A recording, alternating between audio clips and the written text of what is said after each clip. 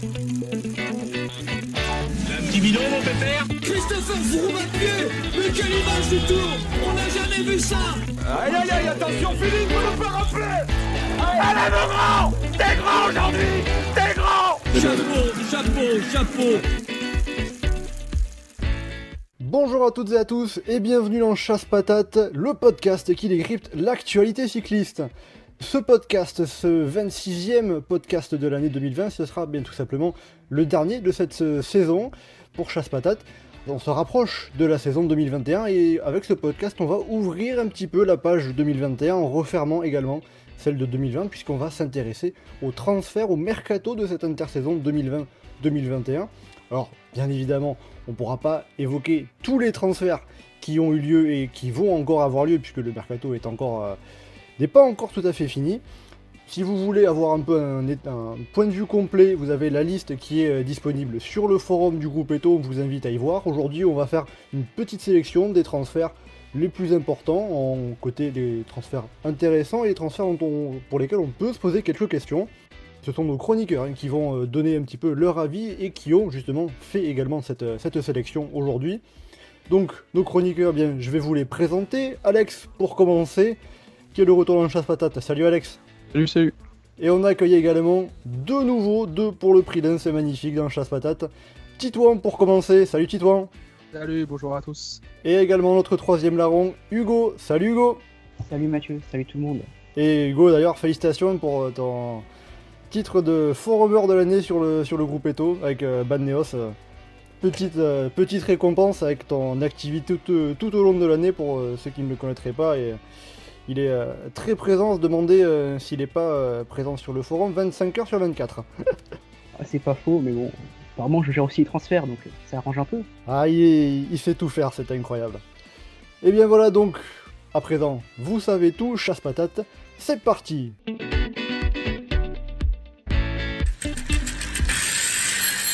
Alors donc, messieurs, pour commencer, on va regarder un petit peu les transferts qui vous intéressent le plus, qui vous hype le plus, on va dire. On va commencer par Titouan. Titouan, toi, tu as voulu nous parler de l'équipe Sunweb qui deviendra en 2021 DSM, avec un changement de sponsor principal. Pourquoi cette équipe-là te tente particulièrement ? Parce qu'en fait, déjà cette année, elle nous a montré de belles choses avec l'effectif qu'elle avait déjà. Et tout en gardant un peu ses grosses têtes d'affiche, donc comme Hirschi, Hindley, elle recrute Bardet, qui arrive avec Romain Combo, son camarade auvergnat. Bardet qui sort d'une saison blanche, mais qui devrait... Enfin, blanche, tout est relatif. Compliqué en tout cas. Qui devrait rebondir, je pense bien, chez Sunweb, qui semble lui correspondre au niveau du management, d'état d'esprit. Et surtout au niveau des espoirs qu'elle a recrutés. Alors déjà, il y a Marco Brenner, un crack allemand tout simplement, un peu le Remco Evenepoel allemand, bon, pas tous les comparés à Remco, mais voilà, qui est passé sous le nez de la Bora, et gros couleur en perspective, donc ça peut leur faire du bien. Et aussi le gros espoir qui est Leknesund, donc le Norvégien de la Uno X, qui a fait 4ème du récent Tour de Slovaquie alors qu'il est encore espoir. Qui est champion d'Europe de chrono, tout ça, qui aurait pu gagner le Tour de l'Avenir 2019 par exemple s'il avait pu participer parce qu'il a été blessé. Et d'ailleurs, par rapport à Marco Brenner, on signalera, si vous ne connaissez pas très bien ce coureur allemand qui est très jeune, qu'il était en Junior 2 cette année, il rejoindra les pros avant même de passer par la case espoir. On avait fait une chronique il y a quelques épisodes, on vous invite à aller la réécouter si ce n'est pas déjà le cas pour voir un petit peu à quel point ce coureur est talentueux et très attendu de la part de beaucoup de monde. Donc Titouan, tu nous as parlé des recrues, Romain Bardet, et notamment des jeunes aussi, Marco Brenner, Andreas Leknesund. Au niveau des départs, il y a quand même des coureurs importants qui partent avec Wilco Kelderman, Michael Matthews, Sam Oomen. Ça risque pas de faire perdre un petit peu en qualité à l'équipe ? Je ne pense pas, parce que en fait, à mon sens, il y avait un risque pour l'équipe d'avoir un surplus de leaders avec tous les espoirs qu'elle recrute, parce qu'on dirait presque que c'est une équipe espoir. On aurait pu penser qu'il y aurait un surplus de leaders. Là, justement, ça éclaircit un peu le tableau. Par exemple, Matthews, bon, il a un profil très particulier qui fait qu'il n'a pas de remplaçant pur et parfait.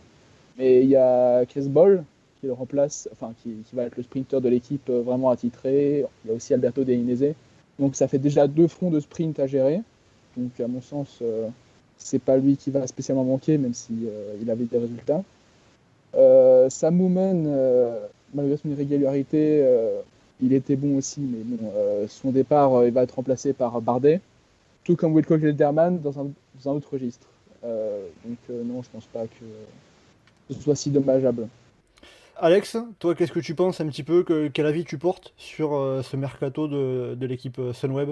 Bah, je le trouve plutôt bon. Déjà, l'arrivée de Bardet est un gros plus. En plus, ça fera un changement d'atmosphère pour lui qui était resté chez AG2R tant d'années et qui n'avait pas vraiment réussi à confirmer les espoirs placés en lui, surtout dans les années récentes. Il sort d'une saison difficile. Donc, je pense qu'aller dans un nouvel environnement avec de nouveaux coureurs, ça va peut-être le relancer.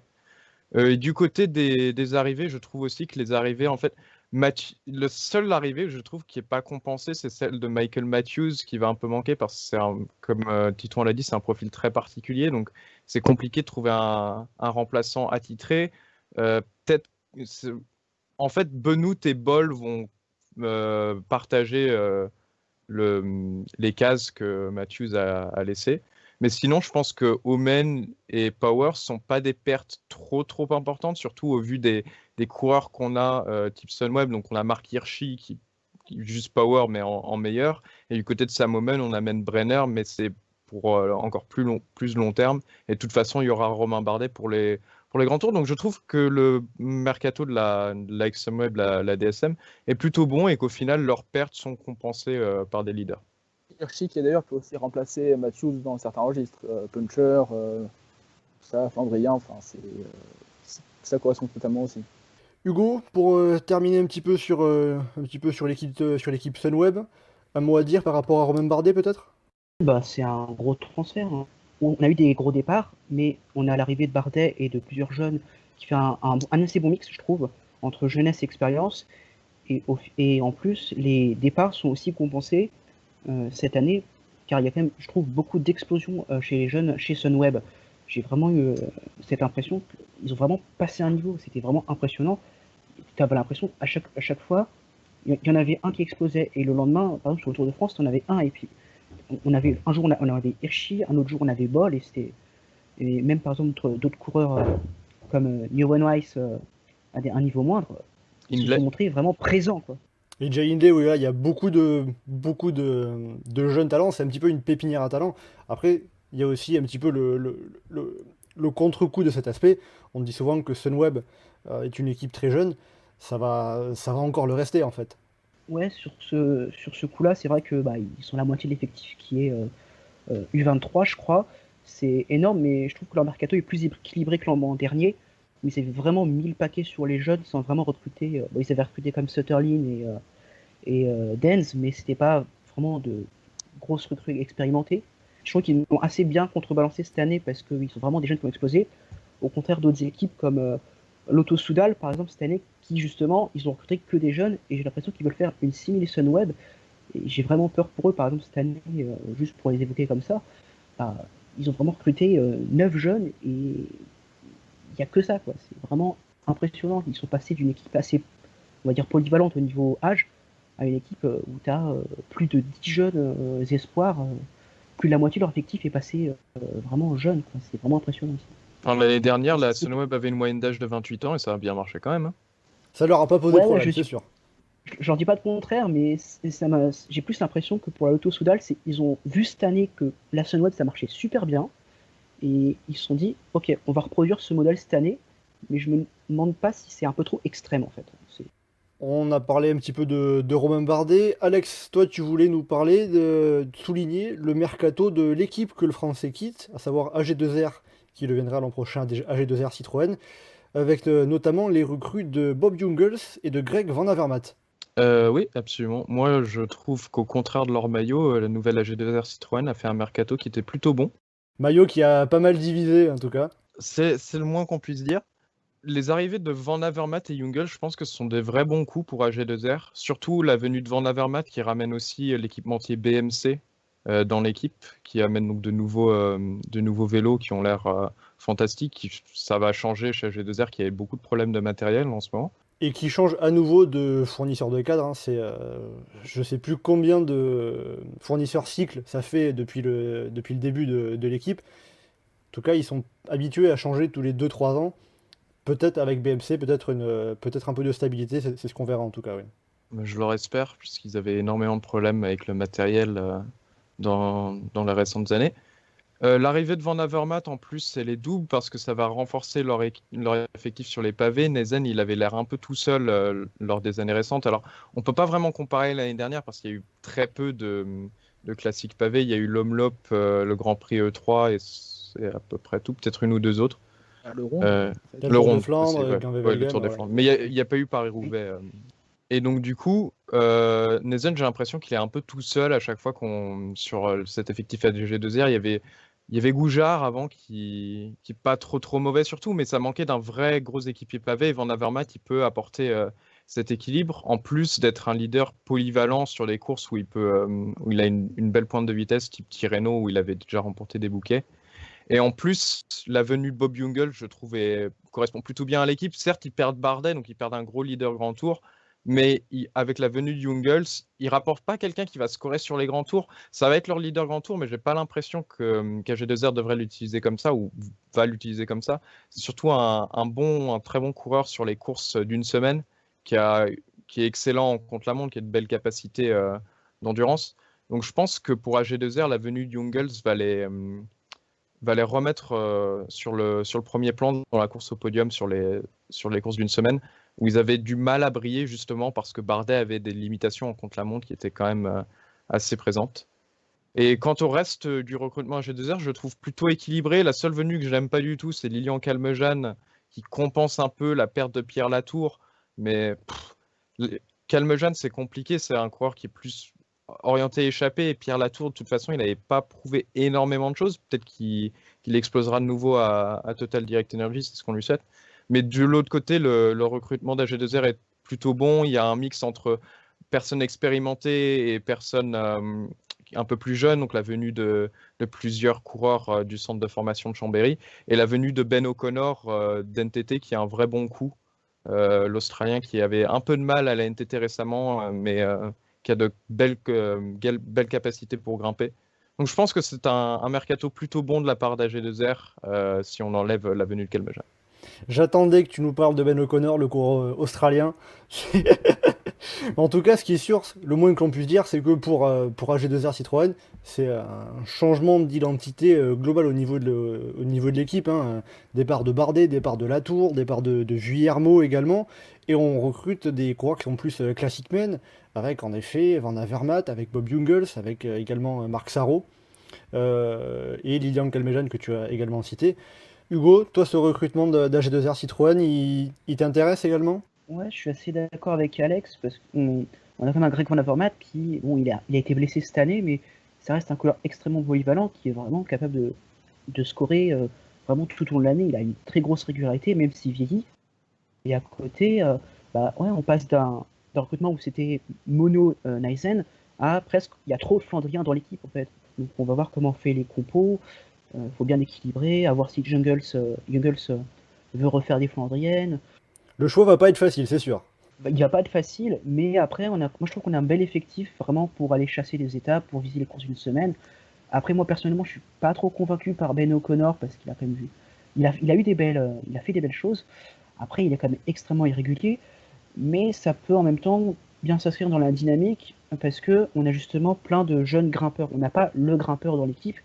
Ils peuvent se donner la balle en fait. Il y a un grimpeur, puis on va aligner un autre grimpeur. On ne sait pas trop ce qu'ils peuvent donner, mais ils peuvent donner que des bonnes choses en fait. C'est un peu ça ce que je me dis. Titouan, de ton côté, comment est-ce que tu vois ce recrutement, ce changement complet de philosophie pour AG2R? Moi je le trouve vraiment très intéressant parce que mine de rien il commençait quand même à être sérieusement en forme sur les Flandriennes avec l'arrivée de Neisen. Je pense notamment au dernier Paris-Roubaix, malheureusement seulement eu en 2019, où on a Stein Vandenberg qui a un peu tracté tout le peloton pendant une 50aine de kilomètres après la trouvée d'Arambert, qui menait le tempo, donc avec AG2R qui se montrait vraiment ambitieux sur les Flandriennes. Et là du coup je trouve que le recrutement est cohérent dans cette logique-là.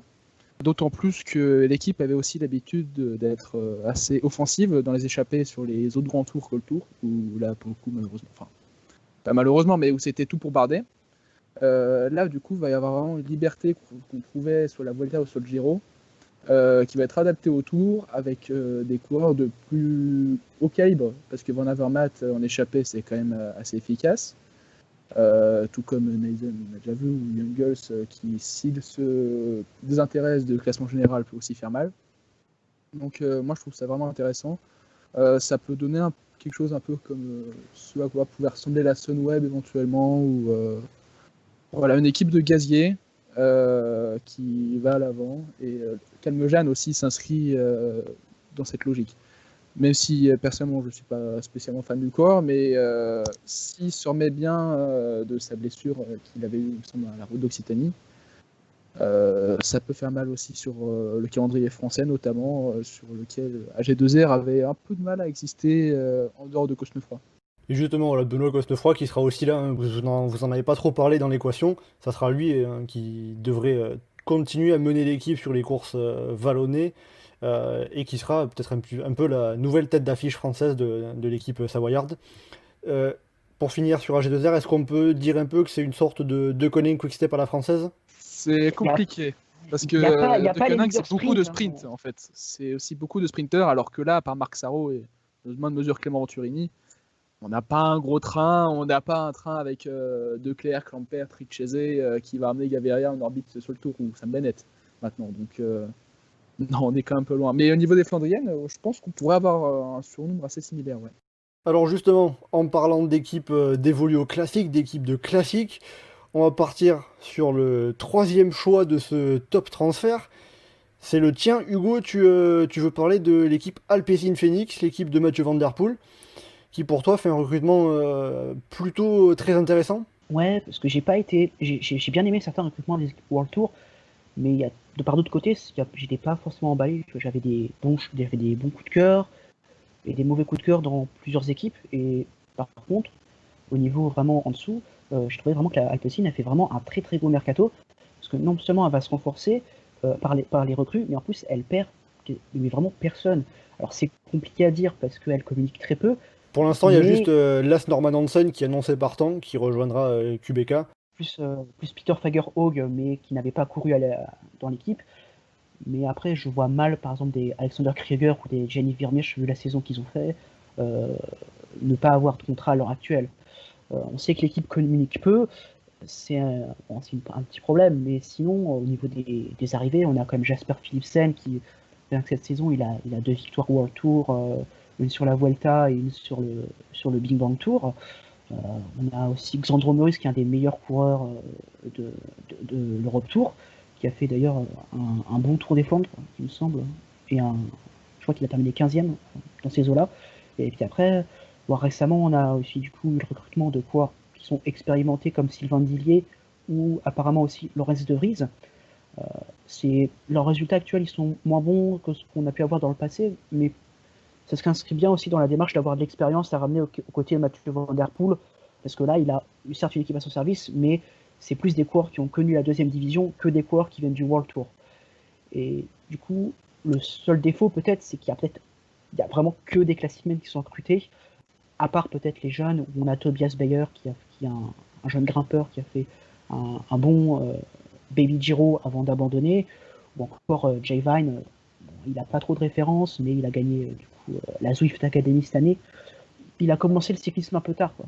Justement, Hugo, tu nous dis, le Alpecin Phoenix, qui est une équipe déjà très forte sur les classiques et qui recrute beaucoup de coureurs qui sont bons, talentueux dans ce domaine. C'est justement d'ailleurs l'équipe qui sera invitée automatiquement sur l'ensemble des courses World Tour de la saison prochaine. Est-ce qu'ils n'ont pas un peu manqué leur recrutement en oubliant d'aller chercher un grimpeur, peut-être? C'est un peu ce que je me dis, mais en même temps, ils vont choisir leur carte World Tour. Qu'est-ce qu'ils vont choisir comme wildcard? Parce qu'au final, ils avaient déjà la plupart des wildcards sur les courses d'un jour, et je ne les vois pas demander beaucoup pour les épreuves d'une semaine, parce qu'ils n'ont pas l'effectif, effectivement, pour aller chercher des résultats.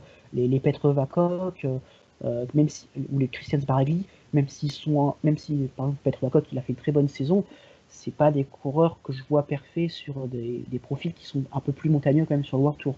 De ce point de vue-là, peut-être que c'est raté. Mais après, leur objectif, c'est vraiment la première place Europe Tour. Et la première place Europe Tour, c'est les courses d'un jour. Donc, de ce point de vue-là, je le vois plus comme il y a un surplus de Flandriens, plus comme un manque de grimpeurs.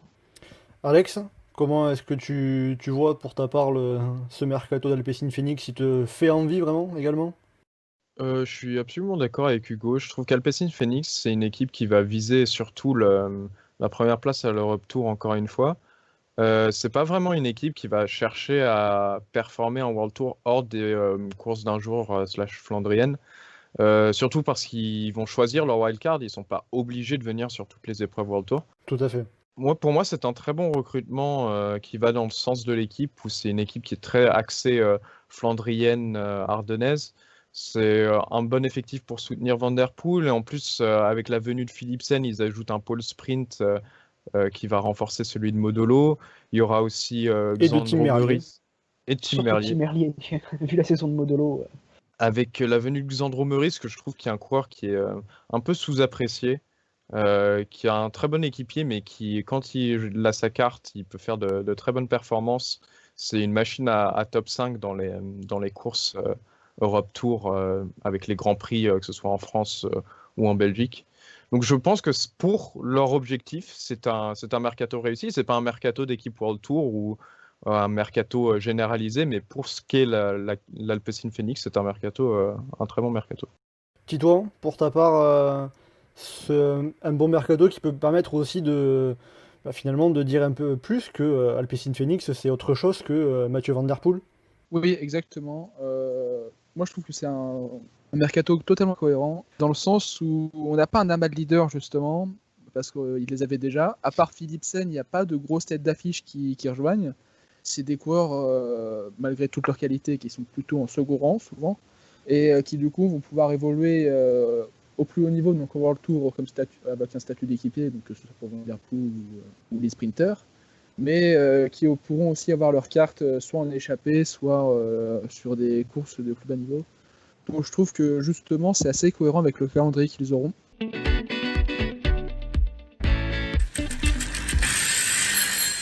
Alors à présent, on va passer au flop transfert. Vous allez nous dire un petit peu pourquoi vous avez fait ces choix-là. On va commencer en restant sur le thème un peu des classiques, avec un coureur qui est très doué dans ce domaine, Ivan Garcia Cortina, qui rejoindra la saison prochaine l'équipe Movistar. Il est en partance de Bahrain McLaren. Titouan, tu as voulu parler de Ivan Garcia Cortina dans cette catégorie. Pourquoi? Pour Movistar ou pour lui, son cas personnel? Alors en fait, pour lui, parce que pour Movistar, c'est en fait un bon recrutement, parce que c'est quand même vraiment un crack en puissance pour les Flandriennes.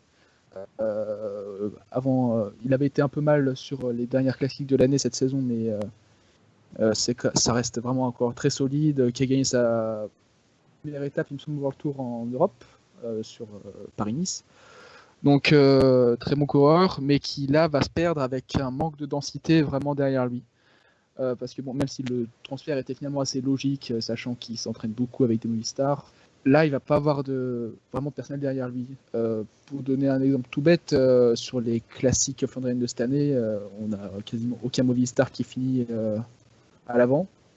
Le seul bon coureur flandrien que l'équipe a, c'est Johan Jacobs, le jeune Suisse, mais justement il est jeune, donc c'est pas le coureur d'expérience que peut avoir besoin un leader sur ce genre de classique, qui tient les distances.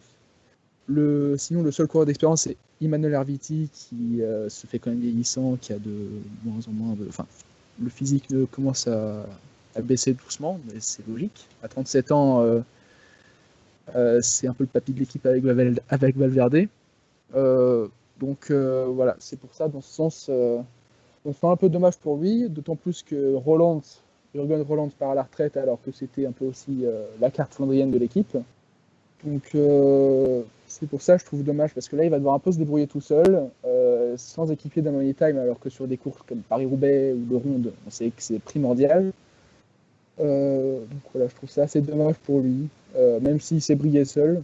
Donc ça au moins on ne peut pas lui retirer. Alex, est-ce que tu partages l'avis de Titouan sur la signature d'Ivan Garcia Cortina chez Movistar? Garcia Cortina, le souci, c'est que j'ai aucune idée de comment Movistar va l'utiliser. Comme dit, c'est un coureur qui a des capacités, que ce soit sur les vallons ou sur les Flandriennes, qui a également une très bonne pointe de vitesse. Et justement, j'ai du mal à voir où il va s'insérer dans l'effectif, parce qu'il n'y a pas masse d'équipiers chez Movistar, que ce soit du côté des Ardennaises ou des Flandriennes. Movistar, c'est une équipe qui est surtout axée Grand Tour, course d'une semaine. Et qui va continuer avec le recrutement notamment de Miguel Ángel Lopez. Mais justement, cette signature de Garcia Cortina, c'est pas un peu pour compenser ce manque dans ce domaine des classiques? Bah, si c'est justement pour compenser ce manque, il faut lui mettre des équipiers à côté. Enfin là, Imanol Erviti, voilà quoi. Et même du côté du pôle sprint, si tu utilises Garcia Cortina en tant que sprinter, il faut lui mettre un bon poisson pilote. Mais là, donc je suis un peu du même avis. J'ai juste du mal à voir où Garcia Cortina va s'insérer dans cette équipe Movistar. Après, peut-être qu'il va tout faire tout seul, hein, c'est aussi possible. Mais je trouve que c'est dommage de partir de Bahreïn pour Movistar pour ensuite devoir se débrouiller tout seul et tenter d'aller décrocher ses bouquets tout seul sans avoir de renfort. Hugo, est-ce que pour toi aussi c'est juste la signature d'un très bon classique-man espagnol dans une équipe espagnole et après peut-être un peu des questions sur ce qu'il va pouvoir y faire? C'est un peu ça aussi. C'est vrai que ça manque vraiment de cours d'expérience avec la retraite de Jürgen Rollands chez Movistar. Parce que là, les soutiens, ça va être Johan Jacobs, Yuri Holman ou Mathias Norsgaard. Et c'est vrai que même si Johan Jacobs il a montré de belles choses en cette fin d'année, ou comme Matteo Jorgensen, même si on ne sait pas trop vers où il va aller de ce côté l'américain, bah, c'est vrai que ça manque beaucoup. Ça manque d'expérience. Et c'est vrai que dans le mercato de l'équipe, bah, on a recruté Garcia Cortina, mais à côté, bah, ok, on a recruté Lopez. Est-ce qu'il y avait vraiment besoin de recruter Lopez quand effectivement il y avait Valverde est vieillissant, mais bon, il est toujours là, il jouera plus les premiers rôles. Est-ce que c'était vraiment nécessaire quand même avec Mas qui a fait malgré tout une bonne saison et Solaire qui ne semble pas fait pour les grands tours? Est-ce que c'était vraiment nécessaire de recruter Lopez pour la saison prochaine, surtout qu'il est visiblement recruté pour une saison? C'est ce que laisse entendre le communiqué de l'équipe en tout cas. Et c'est vrai que bah, sur le mercato, bah, on a Serrano qui est un puncher, qui est un jeune puncher qui est encore assez irrégulier. Il y a le portoricain Abner Gonzalez, je ne sais pas trop son profil non plus. Et du coup, on a Gregor Mühlberger aussi, mais c'est un grimpeur, c'est pas lui qui va aider. C'est vrai que ça manque de densité. On n'a que des jeunes pour l'aider. Et c'est pas les jeunes qui se sont montrés les plus solides, même s'il y a quelques espoirs. Quoi. Ça peut vraiment lui faire défaut à Ivan Garcia Cortina d'être autant esselé chez Movistar? Il y avait plus de soutien chez Bahreïn, c'est sûr, mais c'était pas non plus la big équipe.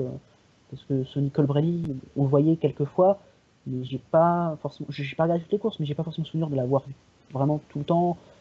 C'était vraiment Osler, moi j'avais le souvenir de le voir, mais sinon les autres, il n'y avait pas forcément cette impression de Moric ou vraiment de beaucoup de coureurs présents dans le Money Time. Il y avait quand même Dylan Tuns aussi, qui était bien présent sur les Flandriennes aussi, par exemple à Lomloop. Alors je sais plus si c'est 2019 ou 2020. Ouais, après, c'est aussi, je me dis, bah, au final, comme on a Moric, on a Tuns, on a Colbrelli, c'est aussi des coureurs qui quand même passent bien les bosses à différents niveaux. Mais au final, est-ce que Bahreïn avait encore besoin d'Ivan Garcia Cortina? C'est aussi un peu ça que je me demande. Bon, il offrait un profil qui était un peu différent, mais au final, on voit que Bahreïn a quand même des solutions de rechange. Quoi. Et après, si on se place aussi du côté de la Movistar, est-ce que, en tant que seule équipe espagnole du World Tour, est-ce qu'ils pouvaient se permettre de ne pas chercher à faire venir le meilleur classique-man espagnol dans leur équipe? C'est vrai que quand on sait leur problème avec Aquadro sur le mercato, et le fait qu'ils aient vraiment fait un recrutement assez hétéroclite l'an dernier, c'était peut-être effectivement nécessaire parce que on ne sait pas pendant combien de temps ils vont réussir à recruter des Espagnols ou de la communauté hispanophone en Amérique du Sud, parce qu'on sait qu'ils sont bloqués sur le mercato, donc c'est aussi compliqué pour eux parce qu'Aquadro il est agent de beaucoup de coureurs sud-américains et espagnols, et il leur bloque beaucoup le marché en allant chercher de plus en plus tôt les coureurs aussi. Et donc ça force aussi la Movistar à soit aller voir du côté plus jeune, côté hispanophone comme Abner Gonzalez, ou aller recruter à l'étranger. Et donc effectivement, cette année, c'était peut-être obligé pour eux de recruter Ivan Garcia Cortina, et en plus de le sécuriser pour 3 ans. Ça oui, c'est un transfert parfaitement logique de leur part finalement. C'est plus pour le coureur en lui-même que c'est dommage, mais du côté de la Movistar, c'est une très bonne pioche. Alors on va partir sur un deuxième coureur qui, lui, est un petit peu plus décevant, moins performant ces dernières saisons qu'Ivan Garcia Cortina. C'est Fabio Aru. Hugo, tu as choisi de citer Fabio Aru dans cette partie flop transfert, l'Italien qui quitte UAE pour rejoindre QBK Assos, une équipe qui se renouvelle aux 2 tiers tout simplement. C'est pour toi un flop pour Aru, pour QBK, pour les deux? C'est compliqué parce qu'à la fois j'avais envie de prendre Aru et à la fois j'avais envie de prendre Kubeka. Parce qu'on peut pas dire, enfin, vu l'état de l'équipe, vu l'état dans lequel l'équipe était à mi-novembre, pour eux, Aru c'est forcément quasiment un des meilleurs coups qu'ils pouvaient faire. Mais ça reste quand même un coureur, c'est plus le grand Aru d'il y a 3-4 ans, on le voit d'année en année, mais c'est encore un coureur qui est capable de bien grimper, de faire des un peu de top 10, de plus dans les épreuves d'Europe Tour, et il va être quand même plus en peine sur les épreuves de World Tour, et c'est vrai que j'ai quand même beaucoup du mal à y croire, et c'est surtout aussi par rapport au fait qu'apparemment il était aussi lié à la Vinizabu, qui sur Twitter, le jour de son annonce chez NTT, a réagi par un tweet en disant qu'il n'y avait pas de Noël pour eux, donc est-ce qu'effectivement il y avait un accord verbal avec l'équipe, et est-ce que c'était pas mieux pour Aru d'aller retourner à un Continental Pro pour avoir peut-être un programme, je dirais pas plus adapté, mais je le vois mal faire une saison World Tour complète, très honnêtement. Surtout que, pour parler plus de la QBK Assos, pour moi c'est un recrutement d'équipiers, sauf que tu n'as pas vraiment de leaders qui ont besoin d'équipiers, parce que Aru pour moi c'est un doublon à Pozzo Vivo. Pozzo Vivo il est bien revenu, mais on voit qu'il est quand même plutôt en peine. Il est là, mais il va plus jouer les premiers rôles. Pour moi, Aru Pozzo Vivo, c'est doublon. Le seul leader d'équipe, c'est Nizzolo. On le voit, il a fait venir Pelucchi, et dans les communiqués de l'équipe, ça parle de construire un train de sprint pour lui.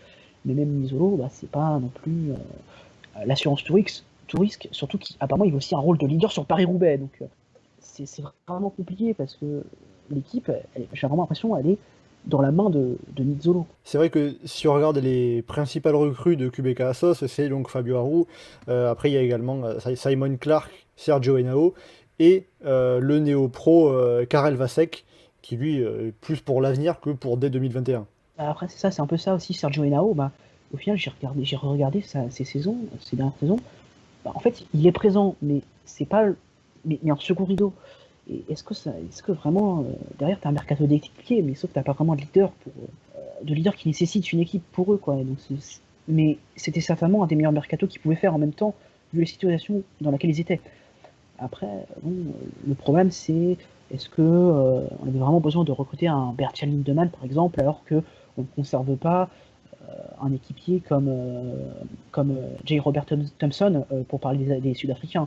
Et après, tout ça, ça soulève un peu une question et que je pose à vous trois, Hugo, Titouan, Alex. Est-ce que sportivement, QBK Assos a sa place en World Tour? Non. Non, c'est sûr. Pour moi, elle a pas ça. C'est compliqué parce qu'en fait, quand tu vois le recrutement, t'as des gars qui sont issus du World Tour, donc t'as du mal à te dire ça vaut des Conti Pro. Mais en même temps, il faut pas. C'est pas un effectif qui peut tenir la route sur toute la saison, quoi. Ouais, après, on peut se dire que ça a sa place au World Tour dans le sens où on a des équipes comme Cofidis sur Intermarché Wanty-Gobert qui sont aussi en World Tour et qui ont un niveau similaire voire plus faible. Moi, le problème aussi, ce que j'ai, c'est qu'en fait, on a une équipe qui est dans une dynamique très mauvaise et qui recrute des coureurs qui sont dans une dynamique aussi très mauvaise. Je veux dire, Aru, tu regardes leur recrutement, Aru est dans une mauvaise dynamique, et Nao, c'est pas ses meilleures années. À part peut-être Simon Clark, on a que des coureurs qui ont été plus ou moins décevants ces dernières années. Et pour moi, elle est un peu là la différence avec Wanty, c'est qu'ils partent quand même d'une base qui certes est Europe Tour, mais qui est quand même dans une plutôt bonne dynamique, avec par exemple un Pasqualo qui a fait un bon Big Bang Tour, un Tour des Flandres. Et vraiment, j'ai vu beaucoup de monde qui disent ok, NTT est supérieur à Wanty, mais honnêtement, moi je ne suis pas persuadé, justement en raison de cette dynamique. Mais c'est vrai que ça pose vraiment la question de qu'est-ce qu'on est prêt à accepter, surtout qu'on ne sait pas, Lucie n'a pas donné à l'heure actuelle la liste des équipes World Tour, il me semble. Alors que normalement, elle est quand même elle était censée être publiée il y a 2 mois, quoi, quasiment. Il y a toujours en effet un petit peu ce flou artistique qui entoure le World Tour. On a ces deux équipes, Intermarché, Wanty-Gobert et QBK Assos, qui n'ont pas encore été officialisées en World Tour pour l'an prochain. Et pour finir un peu le bilan de QBK Assos, qui est pas forcément très reluisant au niveau mercato, avec seulement 2 coureurs africains l'an prochain, deux Sud-Africains en plus, Nick Dlamini et Reinhard Janse van Rensburg. Pour la seule équipe africaine du World Tour, ça fait mal, hein. Il y a aussi Connor Brown qui a la double nationalité sud-af-néo-zélandaise. Tout à fait. Ça fait 3. Allez. C'est quand même limite parce qu'avant, justement, la QBK Assos, moi, ce que j'aimais bien dans cette équipe, c'est que ça promouvait le cyclisme africain en World Tour. On avait un tas de coureurs sud-africains, érythréens, éthiopiens et compagnie qui étaient dans cette équipe. Là, ils vont en perdre 5. Pour moi, en fait, l'identité de l'équipe, elle est totalement morte avec ce mercato et je trouve ça vraiment dommage.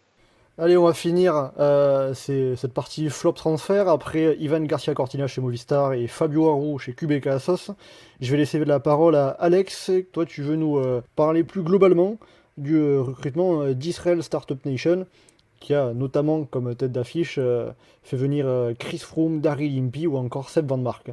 Ouais, et aucun des 3 coureurs concernés, je pense ils finiront tous leur carrière là-bas, un peu comme André Greipel. Israël, c'est une équipe que j'aime vraiment pas sur le papier. Je comprends juste pas du tout leur effectif quand je le regarde. Il y a plein de coureurs avec des profils différents, mais il n'y a pas de leader désigné. Le seul leader auquel je pense, quand on me dit Israël, je pense à Dan Martin, qui a fait une bonne saison, qui a fait une très bonne Vuelta, mais il s'est vraiment débrouillé tout seul, parce que derrière, quand tu vois leur effectif, c'est « Ah ouais, d'accord, qui est-ce qui l'aide ? T'as Neylands, ok. » Mais après, derrière, c'est vraiment catastrophique. T'as 12 sprinters, 2 grimpeurs. Et puis, en fait, Israël, c'est un peu le TSM du monde cycliste. C'est tu prends des coureurs qui étaient bons avant, qui ont fait 2 saisons, ils n'ont rien fait, et tu les mets chez Israël et tu vas espérer que ça marche. Forcément, ça marche pas. Van Mark, c'est quelqu'un qui a rien fait depuis 3 ans. Et à mon avis, il va être mis dans cet effectif Israël où tu regardes, ok, bah, y a 0 Flandrien pour l'accompagner, c'est comme Garcia Cortina, sauf que Van Mark, lui, il fait plus rien depuis 2 ans. Donc, à mon avis, il va rien faire. Chris Froome, c'est différent parce que lui, il était très bon, il s'est blessé et il fait rien depuis sa blessure. Après, il est en récupération, donc on peut pas vraiment lui en vouloir, mais chez Ineos, Froome, il avait un effectif qui était ultra solide à côté. Et quand il va aller chez Israël, à moins qu'il stack Froome plus Dan Martin plus Michael Woods sur un grand tour, son équipier principal, c'est Chris Neyland. Donc déjà, le changement, est-ce que ça va lui convenir ? Est-ce qu'il va pouvoir se débrouiller tout seul alors que chez Ineos, il avait tous les meilleurs grimpeurs du monde à son service ? Moi, personnellement, je pense pas. Je pense qu'il ait une saison 2020 où il ressort de blessures très compliquées. Je pense qu'en 2021, ça va être très compliqué pour lui de rebondir, surtout à son âge. Et derrière, Daryl Impey, je ne comprends pas le projet. C'est quelqu'un qui brille sur le Tour Down Under et qui disparaît totalement sur la deuxième partie de saison. Chez Mitchelton, ça marchait parce que c'était une équipe où tout le monde avait sa chance, où tout le monde avait... Et surtout avec énormément de coureurs qui étaient très solides. Donc Daryl Impey, sur les courses un peu vallonnées, il avait aussi sa chance. Chez Israël, là aussi, je vois mal où il pourrait s'insérer dans l'effectif. Le seul, je pourrais voir vraiment performer dans l'effectif Israël, c'est Michael Woods, pour lequel j'ai encore un peu d'espoir. Woods, c'est un coureur qui sait se démerder tout seul. Shoaib Drapa, qui était un peu dans la même situation avec un effectif bigarré, où il a réussi à se débrouiller. Mais après, Woods, j'ai l'impression que Dan Martin, c'est le leader numéro 1 et que Woods, ça va être son larbin. Donc, je suis un peu déçu du recrutement Israël. Je pensais qu'avec l'annonce de Froome, ils allaient faire « Ok, on va tenter de faire un effectif autour de Froome et on va ramener plusieurs grimpeurs. » Et au final, j'ai l'impression qu'ils ont voulu jouer sur tous les tableaux. Ils ont voulu ramener un leader pour les Ardennaises avec Woods, un leader pour les Flandriennes avec Van Mark, un leader pour le début de saison avec Daryl Impey. Ouais, mais les équipiers, quoi. Tu peux pas faire une équipe avec 5 leaders et ensuite tu mets Goldstein, Einhorn pour les épauler. C'est pas possible. Je trouve qu'ils auraient dû se concentrer sur la venue de Froome et tenter de l'encadrer au mieux et tenter d'organiser quelque chose autour de ça, parce que là, j'ai pas l'impression que l'effectif Israël ait grand de sens. Après, est-ce qu'au vu des performances récentes de Christopher Froome depuis le Tour de France 2018, est-ce qu'on peut se permettre de construire une équipe autour de lui, tout simplement ? C'est vrai. Après, c'est vrai que c'est un pari. Mais derrière, si le pari Froome échoue, il reste quand même Dan Martin qui peut être un leader sérieux sur les grands tours.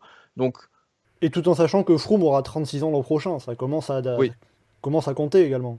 Oui, absolument. Mais après, le système est le même. C'est OK, on fait venir Froome, on l'encadre un minimum, et si ça marche pas, on met toutes les ressources sur Dan Martin. ça peut marcher. Après, si la décision d'Israël est de ah ouais, Froome, on le fait venir parce que c'est un gros nom, et s'il fait rien, tant pis, ok. Mais alors il faut essayer d'axer l'effectif autre part. Où est-ce qu'il faut axer l'effectif? Bon, il nous manque un Flandrien, très bien, on fait venir Van Mark. Ok, Van Mark, il a rien fait. Mais c'est pas grave, si on met un effectif autour de lui, ça peut marcher, parce que GEF, il était un peu tout seul quand même. Qui est-ce qu'on fait venir? Personne. Pareil pour Michael Woods. J'ai l'impression qu'il vient un peu en équipier de Dan Martin, donc le recrutement fait sens. Donc avec les venus, après derrière, je comprends pas vraiment le projet. Les venus, c'est Hagen, Berwick, De Marquis. C'est surtout des baroudeurs, c'est pas vraiment des gens qui vont réussir à épauler, que ce soit Dan Martin ou Michael Woods. Donc en fait, je comprends pas cette volonté de jouer sur tous les tableaux avec des leaders plus vieux, certes, mais qui sont, enfin certains sont, à mon avis, sont encore capables de performer, et de rien mettre à côté. C'est ça que je comprends pas. Hugo, Titouan, est-ce que vous comprenez, vous, ce recrutement d'Israël? Est-ce qu'il n'y a pas tout acheté non plus? Alors, je suis pas complètement d'accord avec Alex. Sur Froome, j'ai du mal aussi. Est-ce qu'il a signé un contrat de plusieurs années? Ça a parlé, je crois, jusqu'en 2024 ou 2025. C'est plus ça qui me gêne. C'est vrai que au début, j'étais pas du tout emballé par l'effectif parce que ça annonçait du Hagen. J'avais l'impression que c'est un peu le bras droit de Froome. C'est bon, Hagen, il a eu son jour de grâce un peu sur la Vuelta 2019. Mais c'est quand même plus un grimpeur puncher baroudeur, et c'est un peu pareil sur tout l'effectif. Et c'est vrai que moi, le recrutement qui me plaît le plus, c'est Michael Woods, mais j'ai peur que ça fasse doublon avec Dan Martin, effectivement. Et sinon, quand même, au niveau de Seb Van Mark et les Flandriens, je suis pas trop d'accord, parce que Seb Van Mark, il fait quand même 4e l'an passé à Roubaix, il fait 6e en 2018, il a surtout été blessé, mais il a que 32 ans, il me semble, et il a quand même quelques résultats, il n'est pas à la ramasse complète. Et derrière, l'effectif, il n'est pas folichon, mais on a quand même Hofstetter qui a montré de belles choses cette année, et puis pourquoi pas un Islands qu'on peut voir sur un Tour des Flandres par exemple. Après, des Van Asbrook, il y a aussi des promesses avec Mats Wurtz, ou pourquoi pas Jente Biermans. C'est plus fourni côté flandrien que vraiment côté montagne, où j'ai vraiment du mal à voir l'axe, effectivement, et surtout je suis pas non plus convaincu par les jeunes. En tout cas, le point sur lequel on ne peut pas trop les critiquer, c'est que si on regarde le comparatif départ-arrivée, ça permet à l'effectif de gagner en qualité. Tout simplement, les départs, c'est principalement Nils Politt. C'est pour ça qu'on peut pas dire que c'est un mauvais mercato, parce que, ouais, ils gagnent en qualité, quoi. Si tu regardes leur départ, c'était soit des équipiers ou des mecs en fin de course. Bon, à part peut-être Mikkel Rennes et Nils Politt. Moi, en fait, ce qui me gêne plus, c'est de voir que les vieux, entre guillemets, que leur effectif de vieux sera le même en 2022, parce que là, au final, on a des recrues pour 3 ou 2 ans. Et moi, c'est plus ça que j'ai peur, parce qu'on a quand même pour 2022, on a quand même pas mal de vieux, quoi. On va avoir Greipel, Woods sûrement, on aura Van Mark qui a signé pour 3 ans, on va avoir Impey, Froome, De Marquis. Ça fait quand même pas mal, je trouve.